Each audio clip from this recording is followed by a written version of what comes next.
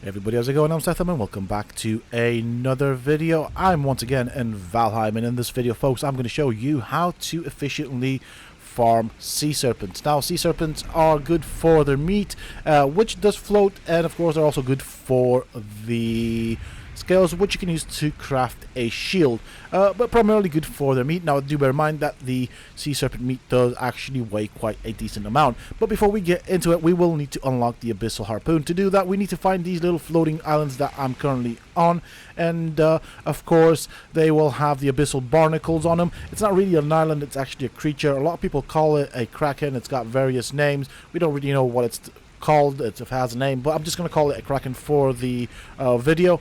And you will need a pickaxe and a boat of some sort to get to the ocean. These are in the ocean, and I'm just going to kind of show you around so you can see what it looks like.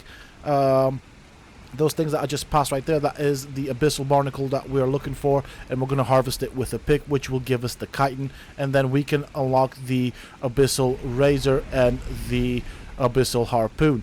But one thing to keep in mind is once we start harvesting these, the island will sink, or the kraken will go underwater. So keep that in mind once you start cracking up the kraken for the chitin. Now, we're going to have to be fairly quick with this. We don't really have that much time, and I do suggest that you have a boat by your side. I do this with a boat rather than a raft because it is in the ocean, and in the ocean there's a chance of coming across the sea serpent. So when it starts shaking like this and you see the water flopping around it, it just means it's going to go under quite quickly. So be prepared.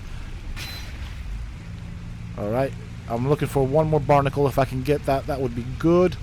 We're already sinking, I can see that happening. Trying to get here quickly. And can we get some more? Okay, that'll have to do. But this is what will happen. With the chitin in hand and a good workbench, we can then craft the items that we want. It takes about 30 chitin to craft a Abyssal Harpoon. The thing that you need to know about the Abyssal Harpoon is it is much like any other item, so when you do throw it, it doesn't just disappear out of your inventory. If you do miss, or if the line breaks, it will basically be on your hotbar. However, it does have a durability, and once the durability has run out, that means you can't use it. So I strongly suggest having a few of these Abyssal Harpoons with you. So this is the Abyssal Razor right there, 30 chitin, and we need some wood and some leather scraps to craft this. Now for the Abyssal Harpoon, the same thing is in play right there. These are the resources, as you can see, and what's nice is you can repair it in the workbench and reuse it. It doesn't disappear. It's not one of those single-use items, which I do like about it. I'd probably recommend, for the purposes of getting sea serpents, having about 3 of them with you just in case, because the line will break. Now once you have this, the next thing we will need is a boat. So let's talk about building a boat of some sort. We don't want to use a raft because it is slow, and the sea serpents will be found in the ocean. So as you can see, I have 2 of them here where my base is. You can unlock the very first boat at the point where you learn the Bronze Age. Now bronze is made from tin and copper, and you will need to craft nails. You can do this with the iron as well, and that will get you a larger boat. And before we go into the ocean, you want to have some stamina food with you. The more stamina you have, the better, because once you harpoon a creature, when it struggles back to get off the line, it will drain your stamina. So let me just get my thing here ready. So this is the long boat right here, and there is the other boat that you can craft with the use of the bronze nails. So this can be unlocked fairly early on, and then you can start harvesting some sea serpents. But I recommend waiting until you have really good stamina food that you can have with you. It does help because, as I said, they are found in the ocean, and you will need to have a good stamina bar to hold on to the line until you bring them close to the land. That's the idea. You don't want to kill the sea serpent in the ocean because the scales will sink. However, the meat will float, and You do have a storage compartment right there if you want to store some stuff. I do suggest storing some materials in order to repair your boat. That is actually quite a suggestion. And let's get on with it. Let's find ourselves a Sea Serpent. Alright, so over here there's a Sea Serpent already following. I'm trying to maneuver so that I can have the boat still moving, but I can harpoon the Sea Serpent on the go. It's up to you how that happens. If you do take a couple of hits, don't worry about it too much. But I'm trying to position myself for the return back to land. Now you want to keep in mind your environment, and you want to try and aim for either the Black Forest if you are capable of dealing with creatures in the Black Forest easily, which I am, or the meadows if you are doing this early on. I believe it's called the meadows, the area that you start off in. So we're gonna look where we are. Now, what will happen is sometimes the line will break and you will have to chase the Sea Serpent back, so keep that in mind. Now, I'm positioning myself and I'm going to try and harpoon him from a distance. There we go. We've got the Sea Serpent. Hold on a second. He's following us. Try not to hit the boat. I mean, that's going to help if we don't hit the boat. It can be dodgy, so it will take a couple of hits if you're doing this by yourself. If you have a friend, it's a lot easier because you can just maneuver the boat whilst your friend harpoons the Sea Serpent. Once you have the Sea Serpent harpooned, then basically make your way towards land. As I said, go for an easy area. You don't want to be having to deal with the Sea Serpent and the creatures of a more advanced area. So make sure that the landmass that you're going for is actually a landmass where you are capable of dealing with any possible threats, because you'll have that to deal with as well.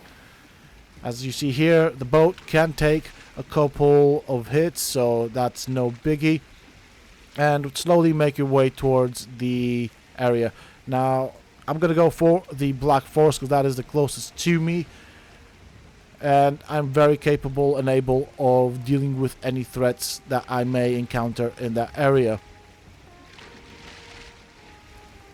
Always keep an eye out on the line as it may break, and as you can see, the Serpent is trying to break away, but also if it gets too close to the boat, it will attack the boat.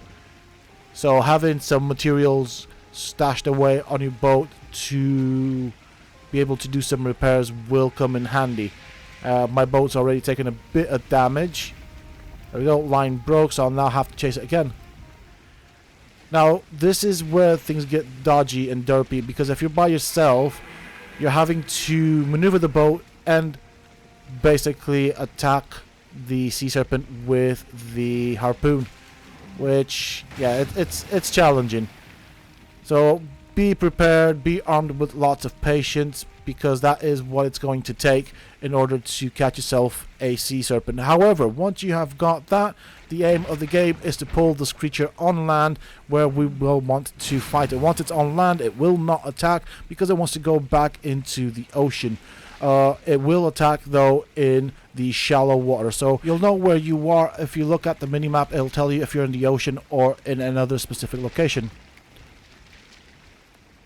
So I'm now coming up on the land. I am going, as I said, for the Black Forest.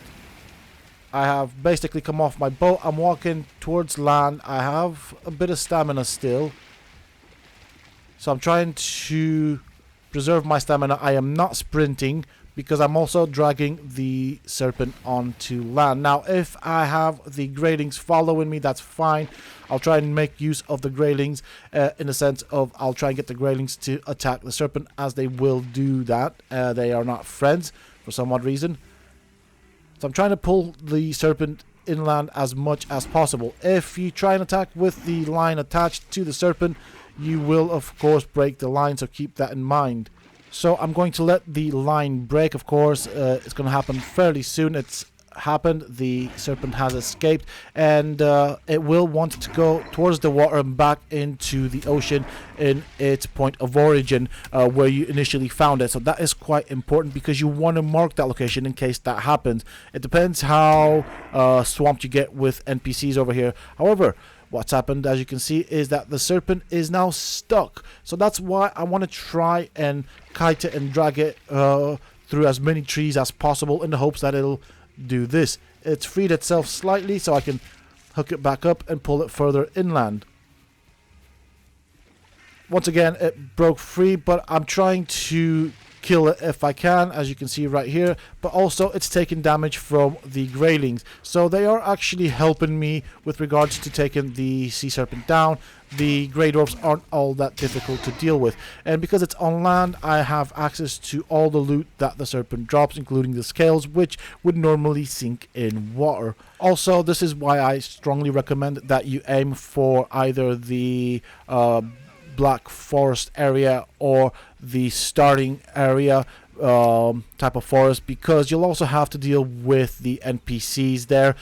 Just imagine trying to do this in the swamp or any other biome. It is a difficult thing to do. The most difficult part of this task is having plenty of patience. If you're going to do this by yourself, it is going to take many attempts. What you've seen in this 10-minute video has taken me, I'd say, about 2 hours of attempts to do this by myself. What's the most difficult part of it is trying to man the boat whilst trying to harpoon the serpent when the line breaks. So most often in my case, before I managed to re-harpoon the serpent got back to its point of origin, so I had to then go all the way back to where the land would be. So it took many attempts, but once you've done this, you then have access to the meat and the scales. So arm yourself with patience, because that's what it's going to take. The task itself isn't all that difficult. It's just one of those things that will take many attempts depending on how unlucky you are with regards to the line. Now, if you sprint with the serpent and you get too far away whilst you are on land, the line will break, causing the serpent to try and make a return to its point of origin. So keep that in mind. And as I said, you want to try and drag the serpent to a starting area, so either the meadows or into the Black Forest if you are at a point where you can find the Black Forest creatures easy to deal with.